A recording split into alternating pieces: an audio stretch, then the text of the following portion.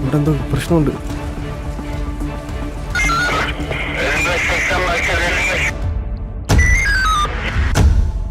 തിരുവനന്തപുരം കഴക്കൂട്ടത്ത് പച്ചക്കറി കടയിൽ ഗുണ്ടാക്രമണം. ബൈക്കിലെത്തിയ 3 അംഗ സംഘമാണ് ആക്രമിച്ചത്. 3 പേരെയും മെഡിക്കൽ കോളേജ് ആശുപത്രിയിൽ പ്രവേശിപ്പിച്ചു. സമയോചിതമായ ഇടപെടൽ മൂലം ഇവർ ആസൂത്രണം ചെയ്ത പദ്ധതി പൊളിക്കാനായതായി ജില്ലാ പോലീസ് മേധാവി. കായംകുളത്ത് ഗുണ്ടാ സംഘത്തെ പോലീസ് അറസ്റ്റ് ചെയ്തു. കൊല്ലം, ആലപ്പുഴ ജില്ലകൾ കേന്ദ്രീകരിച്ച് ഗുണ്ടാ കൊട്ടേഷൻ പ്രവർത്തനങ്ങൾ നടത്തിവന്ന സംഘമാണ് ഇപ്പോൾ അറസ്റ്റിലായത്.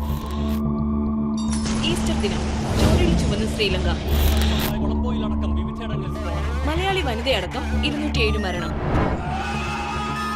IT എംപ്ലോയിയായ യുവതി മരിച്ച നിലയിൽ.